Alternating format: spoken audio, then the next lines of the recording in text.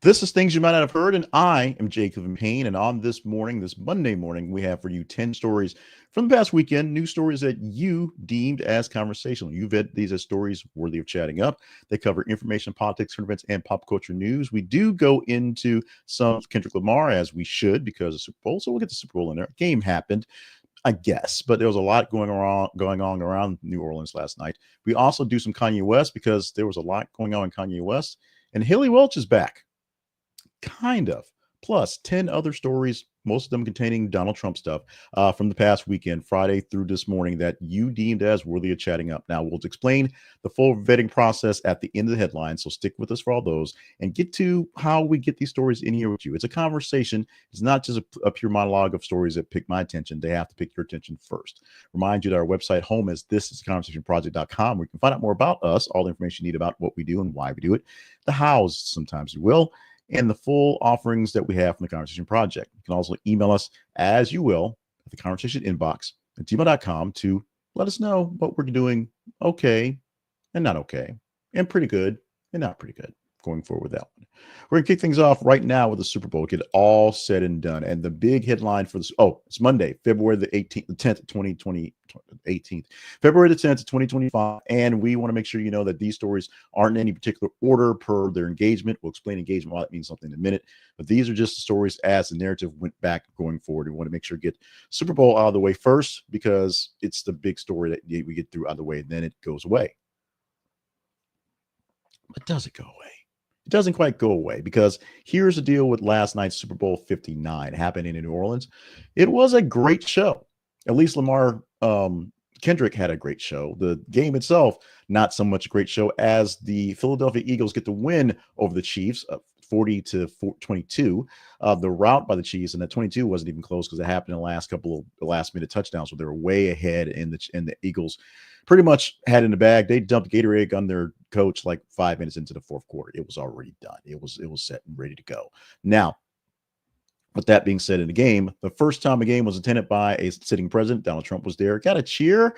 We believe there's some controversy on whether it was a cheer or boos when he was showed on screen saluting at the national anthem. Taylor Swift was there cheering on her boyfriend, had not much to cheer on. So when they showed her, she got boos from Philly fans. So she's now in the pantheon of Santa Claus, of pretty nice people who Philly fans tend to boo. And then there was the halftime show, which was a spectacle by all, even though there are audio issues. The fact that most people, including me, didn't have any idea what he was talking about. It was a whole lot of color, a whole lot of crazy, and a little bit of Drake to make it all worth the while. Now, this track, They Not Like Us, did pop up into the show. What some interesting peaks to it. Number one, he kept teasing it and reminding folks every time he does it, he gets sued, and then he went into it.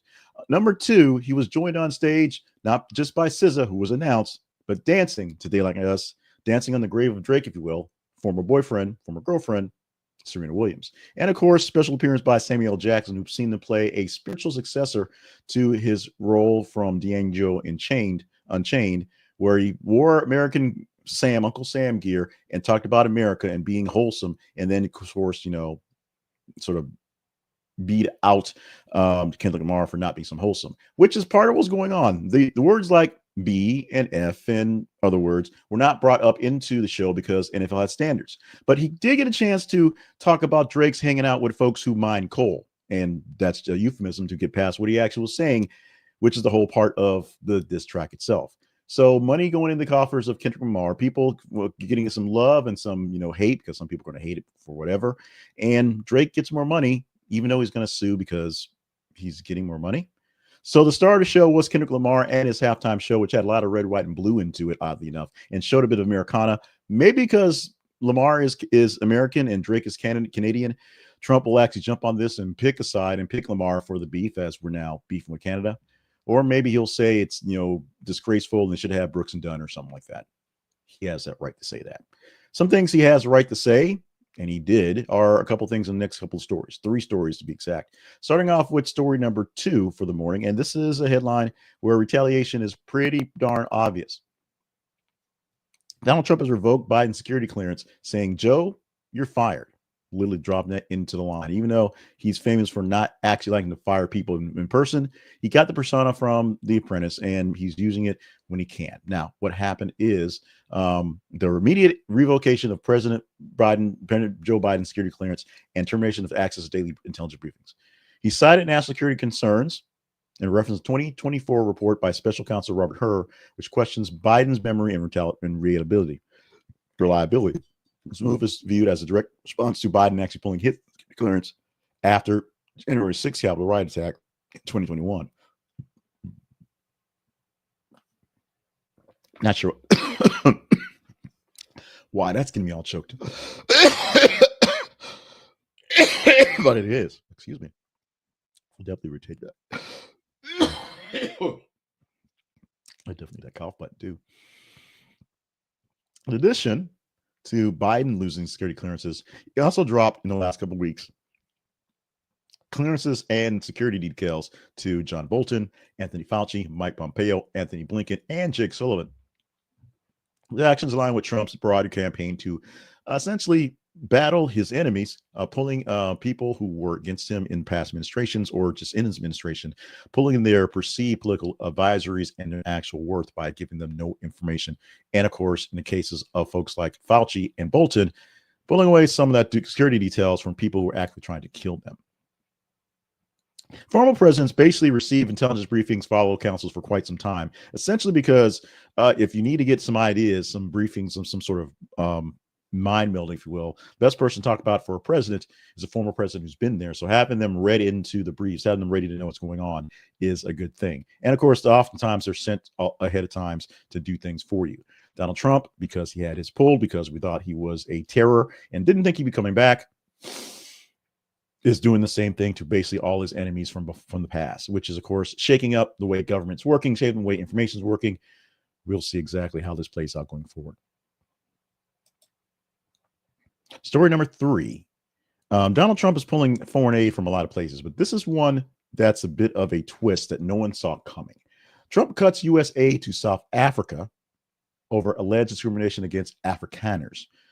All these things that basically happened on Friday going into the weekend as he wanted to chill out and then watch the football game. But on Friday, Trump signed an executive order halting U.S. financial assistance to South Africa, citing concerns over alleged unjust racial discrimination against white Afrikaners.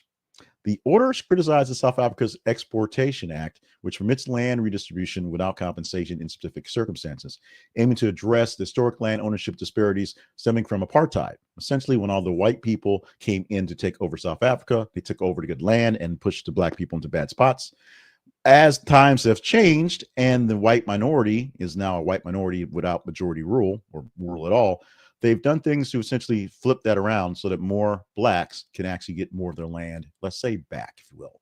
Because it seems as discriminatory against the white folks, Donald Trump is pulling the aid to South Africa because of that. Yes, it's a racist thing. Yes, it literally is a racist thing. But the backlash for this one has been nothing. Mostly because no one's paying attention to this one, but also because it falls exactly in line with what Donald Trump is doing. Now, suppression of aid from the U.S. Pulls a lot of things happening, especially to South Africa. South Africa gets a lot of stuff to combat HIV/AIDS and concerns for negative impacts on public health as well, because it is one of those countries that he called, and this whole country, it is one of those countries that kind of has issues. But pulling the aid from it is not fixing the issues, but essentially he's hoping, I guess, the white people get their land back that they stole from the black people in the first place. To fix this, I guess that's the plan.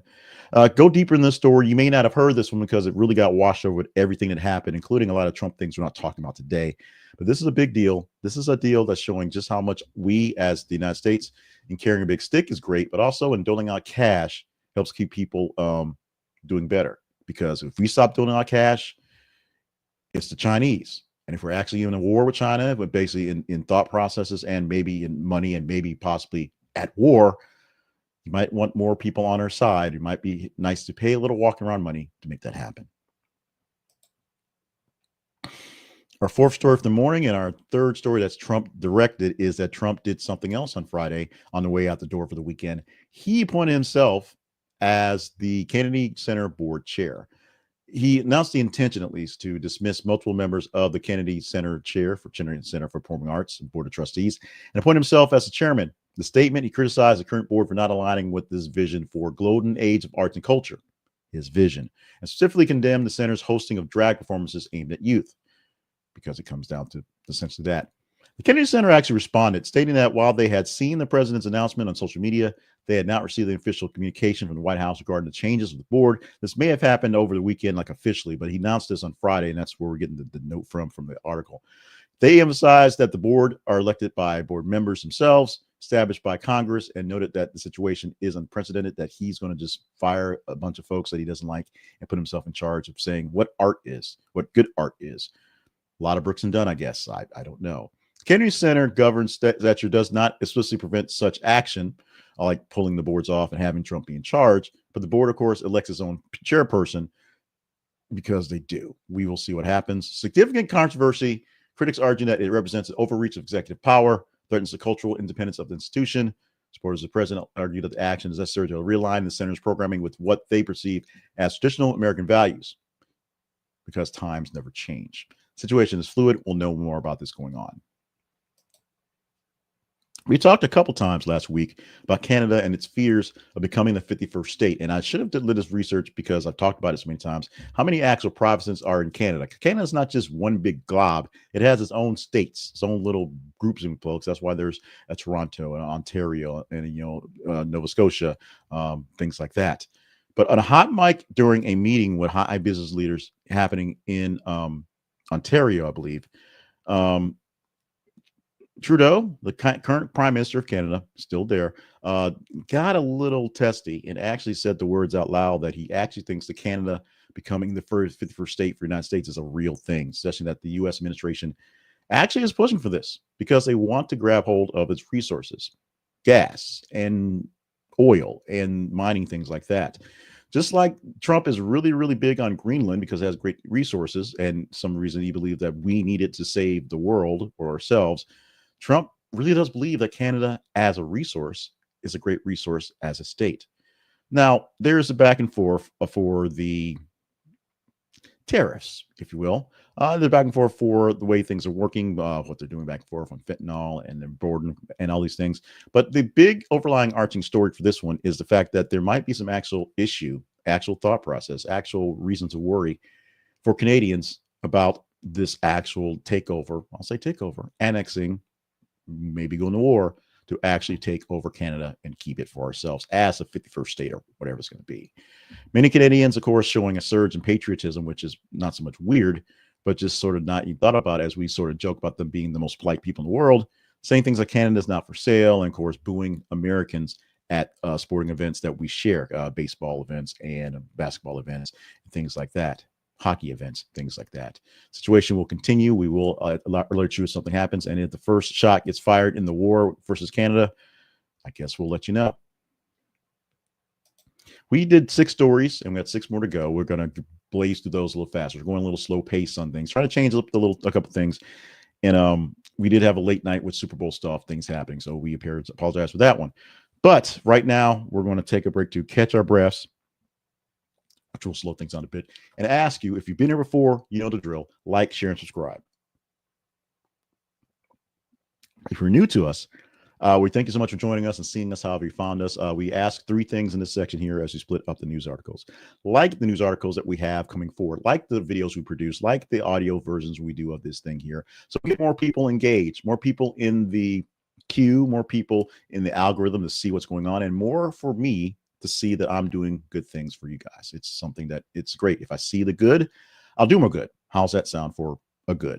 Now, let's talk about the share part. If you know people who enjoy this type of news and coverage and commentary, or just like me, or maybe they hate this type of news and commentary and the thought process and hate me, we're good with that too. You can hate watch because hate watches our views as well. Share it with people who would like or maybe not like me and would get into this and follow along, and maybe they will subscribe as well. If you're not subscribed, you're not getting this straight into your feed when we do this live, 5:30 a.m. Central Time, Monday through Friday. And of course, whatever replay time you want to, and the hot takes all day long. Make sure you subscribe or wherever you want to. We're on YouTube. We're on Facebook. We're on X. We're on Threads. We're on TikTok. We're many places you want to. We're in audio version. We have an email newsletter, whatever form you want to subscribe so you don't miss out on the news in the form you want it to. And you can comment with us as you want to as well. Back to the news. Back to Hailey Welch, the Tuah girl, has broken her silence on cryptocurrency scandal allegations. Sort of. Well, she actually has, but the way it happened is a little bit squirrely. The Tuah girl, Hailey Welch, publicly addressed the controversy surrounding her cryptocurrency venture called Hawkcoin, or at Hawk, $Hawk, after 2 months of silence, essentially being gone off the air, off the internet for 2 months period. The stock price, or the coin price, went up to about $500 million, but now shot down to $25 million within minutes of its launch, making people got in early and, of course, sold it, making the drop big money and asking questions on how this thing could happen. Call the pump and dump, essentially, because it's what it is. People buy it up early time, then people buy it when it's opened up. The price goes up because of the demand. Then people sell it off the front and they dump it to get that big money. Now, Welch firmly denies that she was a part of the pump and dump, although there's a lot of things that say maybe she was not. So she intended for the money she was going to raise to go to Pause Across America. And basically, she let it slip in a podcast, the latest podcast from her podcast has been on hiatus for 2 months, that this was going to happen. What money she's going to make was going from there. She kind of let it slip like she was actually one of the largest holders of that one. So that was going to happen there.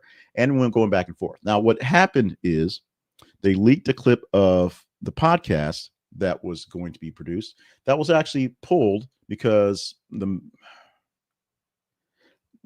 everyone involved didn't like it. She tried to get CoffeeZilla, one of the guys that actually, brought this to people's attention, internet sleuth, if you will. He didn't want to do it because he didn't want to, rehab her ability. So we got someone else who talks crypto guys on stuff that one. They did the interview. They did the thing. He didn't like it, so they agreed not to air it. Yet it was leaked mostly in its entirety to make sure all the good parts were said about Hailey being sorry and things like that. So it was not a good look all around. We will see what happens with Miss Welch and the cryptocurrency world and the Tuah brand, as her 50 minutes of fame should be over. The problem is, are there actual retributions, like actual jail time to deal with for something like a security? Because it's technically not security, but playing it like it is.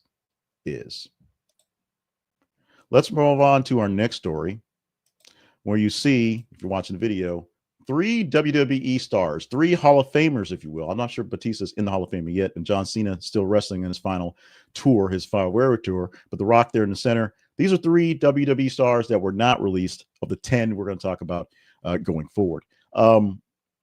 Last week, it was announced that 10 superstars, including, as I say, former champion and Hall of Famers, were released from WWE, and it's not as big as it is. It's not. It wasn't Rey Mysterio. He wasn't let go, but it was 10 guys and gals who were released going forward in the time. They include cruiserweight Cedric Alexander, who is expected to rejoin his folks in the Hurt Business, what they're calling in AEW. Also, Blair Davenport, a newer member of the roster who was big in NXT UK and then NXT normally in SmackDown. Sonya Deville, who is the former champion they're talking about mostly. She is gone after returning from big ACL injury. No word on what exactly on whatsoever. No one's public on her or herself. But she came back to a big storyline and was a big part of things now being pulled from that. The Authors of Pain and Paul Ellering as a group. Authors of Pain are a tag team of 2 really big dudes who are NXT champions and tag team champions. They've not issued a statement as well, but they came back with Paul Ellering, who is a Hall of Famer. Came back a Hall of Fame for managing the Road Warriors from back in the day. And of course, now the Authors of Pain. This is a big change of what's going on. Essentially, a lot of storylines changing. We're not sure exactly where things are going, but there is a big shift in happiness, if you will, from the people who are running the show and Triple H himself, the man who runs the show overall, on what's happening on Netflix, while Raw is now on Netflix, and SmackDown now on USA, and the CW now airing the NXT. Insider information, I am a huge fan of WWE, but gave it up basically cold turkey going into the year because I needed to spend more time with you, my family, doing work like this, and my actual family. So WWE essentially going to the wayside. I did get a chance to watch the Royal Rumble on tape delay, but other than that, I'm not watching it for what's going on. The Netflix deal is 10 years, valued at $4 billion. I'm going to see how that plays out going forward because they have to be happy. I'm not even sure how long it is there. Draw was 3 hours on USA. I'm not sure how long it is on Netflix right now. So there's that.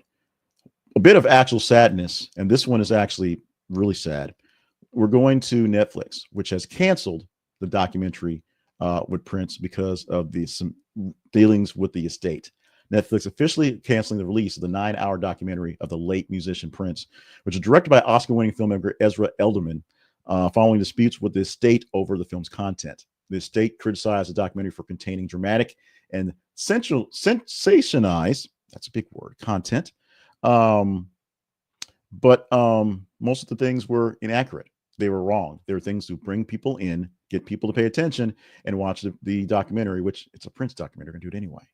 They've been working on this for a while. 2019, not quite 1919, 2019, with exclusive featuring footage from archives with over 70 individuals being interviewed, including former associates and partners of the man who used to be the symbol guy.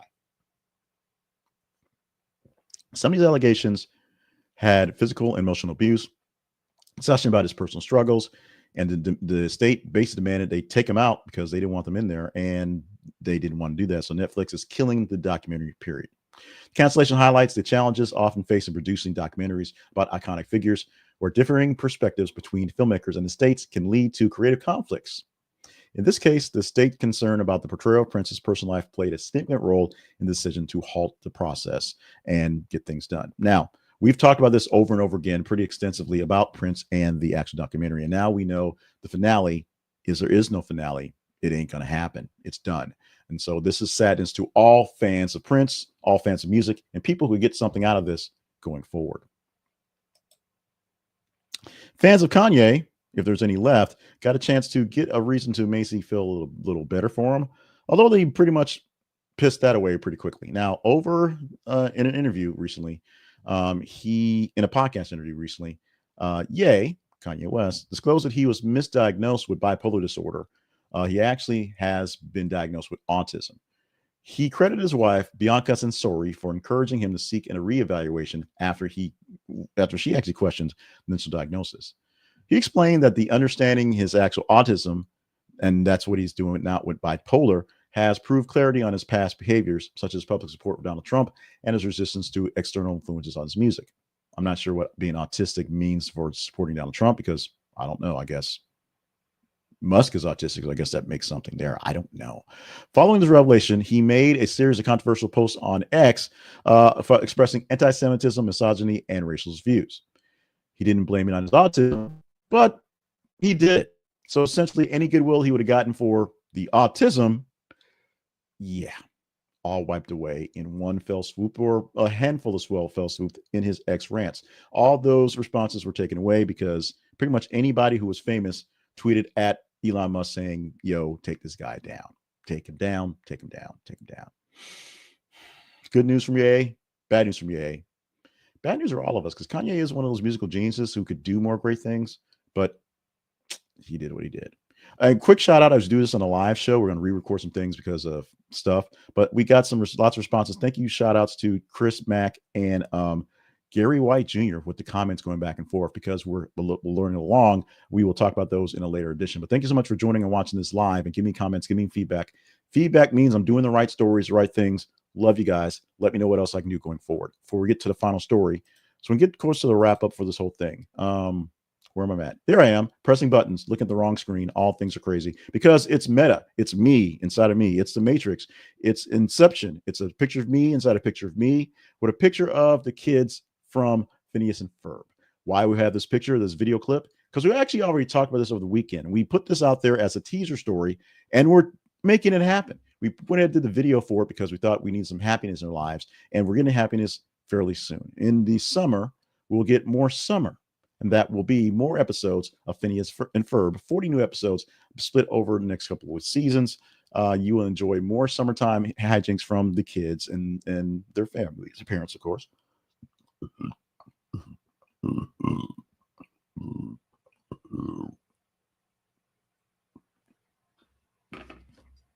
But that's disappointing.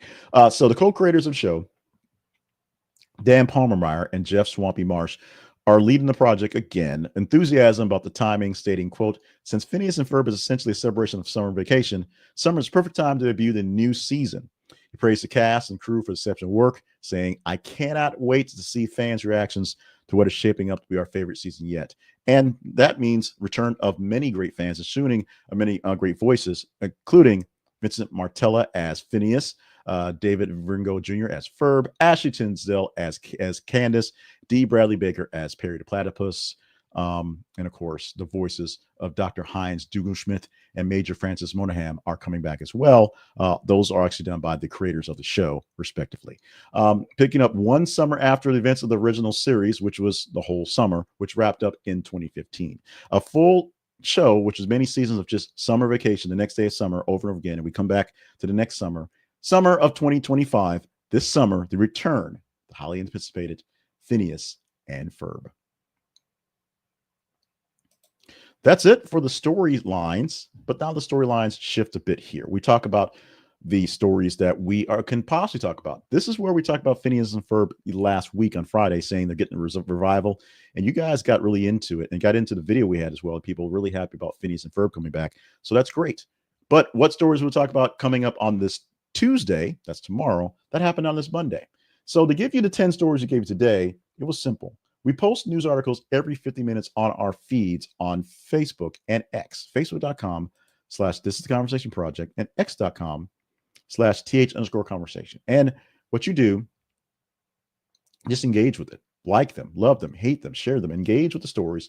The higher the score and engagement, the more people are looking at the story, essentially, the better chance we have of talking about it in an iteration in the future. We have the daily show called Things You Might Have Heard, this thing here, where on Monday we'll give you 10 stories because we had 90 stories to count for the weekend. We pull the top 30, pick 10 of those. The rest of the week, we'll give you 8 stories from the top 15 or so from the 30 stories in a day. So tomorrow will be 8 stories that you help pick. Now, we're going to do a chance for carryover from some Super Bowl things, which had a bit more lasting tenor, if you will, where over the weekend we had stories on Jimmy Johnson giving a teary-eyed thank you to his teammates and his lifetime for possibly leaving the Fox Sports genre and Fox NFL coverage. Same thing from Terry Bradshaw, who's having some health issues, and people are starting to notice. But the thing we're focusing on from the weekend, football-wise at least, or Super Bowl-wise at least, is this AI tribute that Jimmy Johnson had, showing his life, basically starting off as a football player at Arkansas, going all the way to essentially the yesterday, if you will, which had some AI clips of him walking around, talking, doing things, and interacting with folks, including Jerry Jones, back when he was a football player, from the back, of course, and doing different eras and different things of Jimmy Johnson. It was interesting. I kind of liked it. Brought tears to all the eyes of the folks in the Fox NFL crew, but some people are a bit uncomfortable. It wasn't Uncanny Valley. It wasn't all that creepy. Well, it was kind of creepy, but it was a little weird and off-putting, and basically shows what can be done with AI and not people, which has a lot of people were weirded about that. I've already gone way too long in the explanation, so apologize for that. But here's a big deal. If you want to talk about this story tomorrow, go deeper into this one, you need to let me know. Engage in the story, and we will talk about it. You just have to like it, love it, hate it, share it. As I said, every 50 minutes on X and we're on Threads as well, and on Facebook, facebook.com/This Is the Conversation Project and x.com/th_conversation. All you have to do is when the story pops up, you check your feeds for stuff, see what we have going on. When the story pops up, I want you to engage in it. Like it, love it, hate it, share it. The higher engagement we get, the more chance we have of talking about this one. Phineas and Ferb got a whole lot of responses, so of course we talked about it, even though we already talked about it in a video clip, so we're not going to do another clip on that one, obviously. But if you want to get into on the words being said about AI tributes to Jimmy Johnson being just a little bit upsetting to folks, you just have to let me know. This week's or today's sponsor, we're not going to do a weekly sponsor this week. We're going to do daily sponsors. Today, we're going to Sports Integrity, and it's the right time to do this because football. And as we're wrapping up with real football, of course, our big spring league, the UFL, will start in about 7 weeks per the commercials. So we'll get some summer football and get some things that kind of tide our appetites for it. And of course, see some people who are fighting for some jobs in the NFL back come August. We also have basketball and hockey in full effect right now. Baseball is always on the loom. And maybe you're not actually a fan of sports. Maybe you're a fan of actual just regular memorabilia. We're bringing up Sports Integrity because they are a great source for memorabilia, word I always mess up, for sports and other things, movies, movie stars, TV stars, music, and of course, your sports fix. 100% authenticity is guaranteed with everything you have. Certification for everything you buy, signed jerseys, helmets, and baseballs, limited edition merchandise, and just stuff. It doesn't have to be signed. My wife, for my birthday, bought me some stuff that was awesome from Sports Integrity. I have a helmet from LSU. You can see it behind myself. A little LSU this way. There we go. LSU helmet because I'm adopted home, Louisiana, and of course I have a Saints carpet in as well because I'm a fan of the Saints. And so you can just regular stuff. She did not pay for the signed stuff, which I'm glad because we couldn't afford it. But the stuff I got was awesome. You can get as well. You want great authentic gear, not just knockoff stuff that somebody spray painted on it and selling outside the stadium. Real gear that's authentic for license, and of course authentically signed things. You can get them from Sports Integrity and it's lifetime guarantees on everything you buy. So check them out with us because we get a small commission from your buy using our affiliate link. Go to thisisconversation.com/sports integrity. This is conversationproject.com/sports integrity. It's a long night, folks. Check it out. And what you do is we get a small commission for whatever you buy there, but they can guarantee you it's the goods and the good stuff from Sports Integrity. Very quickly, as we're running very long on this Monday, we run long anyway, but even longer, a little hype about the U.S., us, and the us that is a Conversation Project. We are blessed to live in a nation that is here, that is the United States, that we can do something like this. I'm just a regular guy with a speech impediment on the internet's doing a daily show about the news and saying things about our leaders that in some cases you couldn't say. I have that freedom. I'm going to throw in a caveat. At the moment, I have that freedom, but while we do, this is not about me spotting off. This is literally about you and having conversations. This is for you jumping in live and doing chats. And if we can gather that up, we'll do more things like that, chatting back and forth. And this is about you engaging in stories and you telling me the stories that are really worth talking about. You do that. We have the feeds and we put the stories out there to choose from because it's really about conversation. So you take a look at the stories beforehand. You tell me which ones really should have the best looks. From there, I'll pick the ones that seem to go best with narrative. If you disagree, email me at the conversation inbox at gmail.com. Let me know what story I put out there that you don't think really made the cut and what stories should have made the cut. We'll do better to look for more of those stories going forward. Or I'll explain to you that story really did not get the engagement numbers that it should have. Really wasn't in range or barely made range, and it didn't really fit the narrative of the day. While you're at the website, visit us and check out all the calls to actions that we throw at you all the time. Consider becoming a partner. That's where you can directly fund what we have going on. Consider being a member. If you're on YouTube, that's a different way. But consider checking out more sponsors. Check out our past episodes to understand how we got here and see our origin story for yourself. Follow us in all the places because there's links to all the places at the website. And just enjoy yourself. Share the website with the folks so more people can enjoy what we're doing back and forth. And just come on, get happy, I guess. With that, we are done on a very rambling, very tired Monday morning, Super Bowl morning. After this one, I had to basically explain. I had to explain to people why this day was always so important when I worked in radio, because you had to stay up late to watch the game, get the real details, especially when I managed the sports station. When I managed the news station or did the production for the news station, did news stories. It's one thing to have these big stories, but when I managed the sports station, this is the biggest story going forward. So you have to stay up late, watch all the festivities, get the details, get the dirt, listen to some Kendrick Lamar if you have to, and be ready for this one. I was ready, but not quite ready for this. Also dealing with a little bit of a bug, so apologies for that going forward. And we're still testing and playing around with some equipment that is or is not working the way to capacity. Plus the camera, move the camera, so I'm not really looking at it anymore. It's not really in view anymore. That's something else. Way too much inside baseball. Much love and much thanks today to Chris Mack and to Gary White Jr. I'm just calling out my name for chatting with us today. Thank you so much for being with us. Check in with us more often and see what's happening. Chris Mack is someone who's a regular contributor, and we will see how this thing rolls going forward because we have 5 more days of this. 4 days of things you might have heard, and the weekly roundup coming up on Saturday. Maybe a delay on that one. We'll explain that on Friday as some personal matters was stepped into on Saturday. But with that, and with some internet geeking out right now, let's wrap it up. We'll see you guys with another edition of this thing. Hopefully a lot less tired, although I have a late night tonight, tomorrow.